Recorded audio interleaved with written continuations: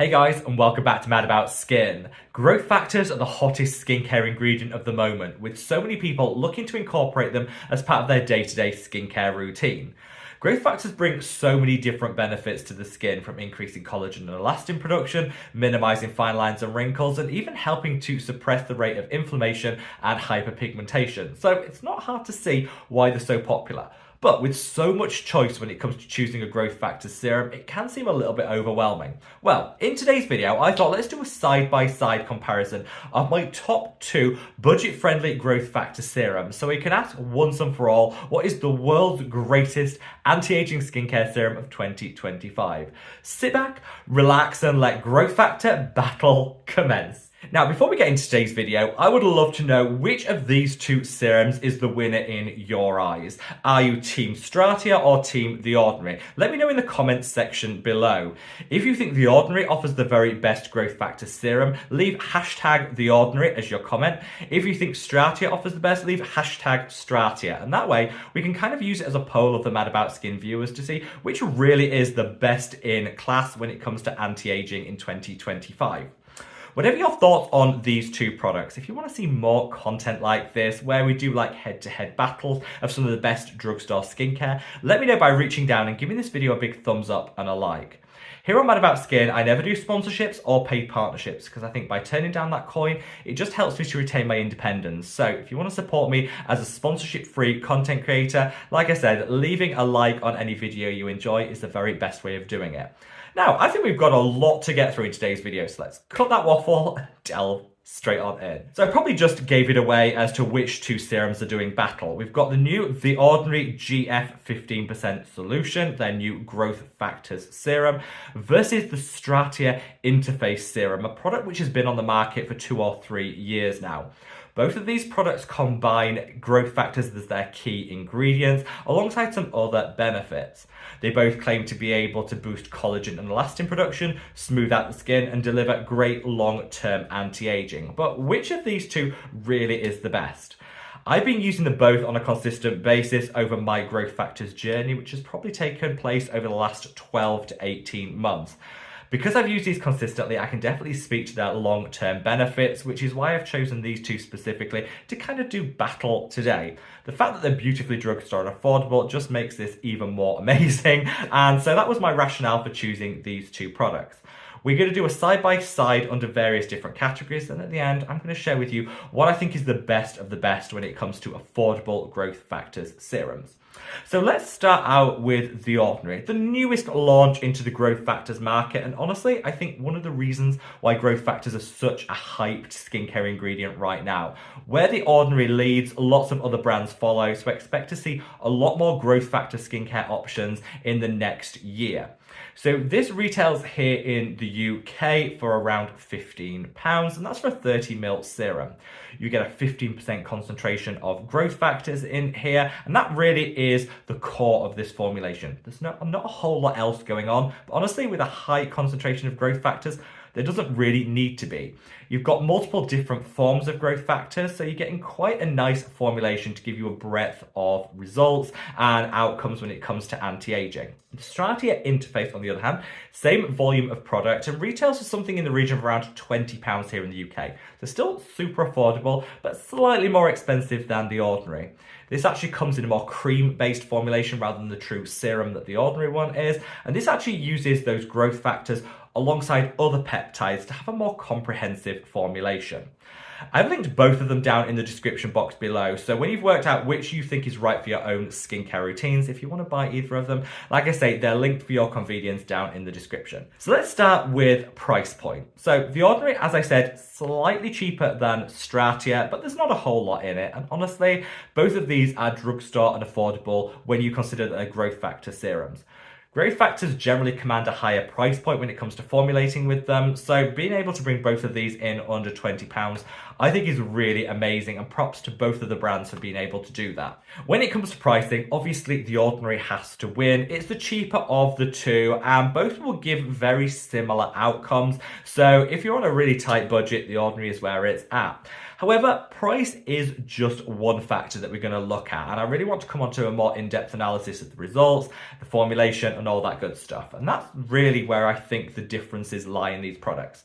Let's take formulation first. So the Stratia one combines different growth factors alongside a plethora of other peptides. Now, growth factors are a type of peptide, but a very specific one, and they work in a different way. So I think by Stratia combining growth factors and peptides together, that really does deliver a powerhouse formulation when it comes to anti-aging.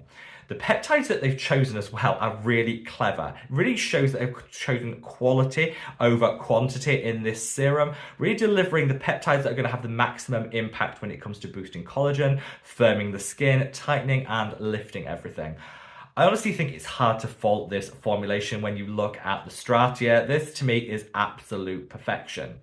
Now compare that to the Ordinary. The Ordinary is a much more basic formulation. Really it's just focusing in on those growth factors.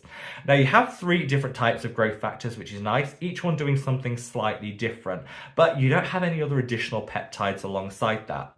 Because it's a more basic formulation, I think in order to get the maximum anti-aging benefits, you're probably going to have to use a peptide serum alongside the Ordinary GF 15% solution to get the maximum results. You don't have to do that with Stratia because it's all in one. And that's where I think looking beyond just the price point of a product and looking at the formulation is really important when you work out what's right for your skin's needs. Now, there is nothing wrong with a basic formulation like the Ordinary, which really focuses down on those key ingredients, those growth factors, because they're delivering them in a sky-high concentration. In fact, I don't think I've ever seen a concentration of growth factors as high as what you're getting in the Ordinary serum, and that's great to see. But for me, the reason that Stratia wins when it comes to formulation is because you've got so much else going on alongside it. You've got panthenol to calm and soothe. You've got other hydrators and humectants which are going to plump out the skin. You've got other beneficial hyperpigmentation ingredients such as licorice root, alongside the peptides, the growth factors, and everything going on.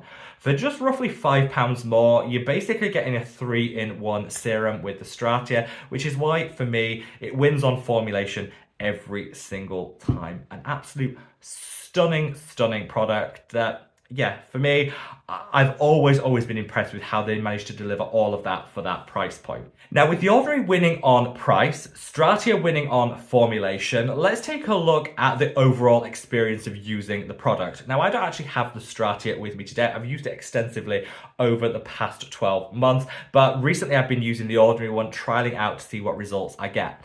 However, I could talk to this having the most beautiful, sort of like half serum, half cream texture. It's not a thick cream, say like a moisturizer, but it's also much more creamy than a standard serum. This I actually really like because for us oily folk like me, you can kind of use this as your moisturizer. It's that hydrating. For people that have a more dryness prone skin type, you're probably going to want to use this and then top it off with a moisturizer, but you'll certainly enjoy the additional hydration that it gives. That serum cream hybrid is fairly unique, and honestly, I found it super enjoyable. There are people out there that find it a little bit confusing. They don't know whether to use it as a serum or use it as a cream when it comes to layering in a skincare routine. But I would say, don't stress it. Honestly, it's so lightweight. You can really just use it wherever you want. For me, I tend to use it at the end of my serum steps just before I put on any creams and moisturizers. That way it sinks in and kind of primes the skin, ready to receive some other hydration from moisturizer, sunscreen, or whatever you're going to put on afterwards. The Ordinary is a much more true to form serum, which again, I like. If you can see how this runs, it's quite a lightweight serum, very watery, which again means it sinks in like that, so it doesn't sit on the skin, it's absorbed beautifully.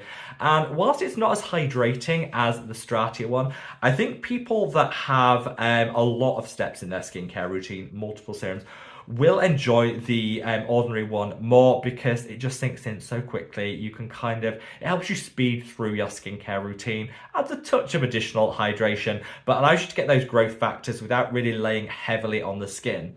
Both of them layer and pair well with other products, and I think when it comes to that end user experience, it's really a score draw. If you like a more rich, creamy and hydrating product, the Stratia Interface is going to do it for you. If you like a true water-based serum that's just going to sink in, give you those benefits, The Ordinary is probably going to be your preference. Something here for everyone, and so that to me has to be a draw. Now finally, let's talk results. This is where I think it gets really tricky, because for me, I've been using The Ordinary over the past couple of months to test it out, but I have been using it alongside my other favourite peptide serums, and so I would say I get the same results from The Ordinary as what I got from Stratia. Both are firming, both will help with lifting, both definitely smooth the skin and over time minimise the appearance of fine lines and wrinkles. They're all amazing for that. But I think The Ordinary, I'm getting those same results because I'm pairing it with a peptide, whereas I don't really need to do that with the Stratia one. It's delivering so much in one. And so it can be quite hard to tell what exact products are delivering the benefit. But to me, I think providing you use them correctly, you pair The Ordinary one with another peptide, you use the Stratia one towards the end of your serum steps, you'll get very similar outcomes from both of them. They both have a good concentration of those growth factors, which are the key ingredients. They're both going to be a really nice addition to your anti-aging skincare routine.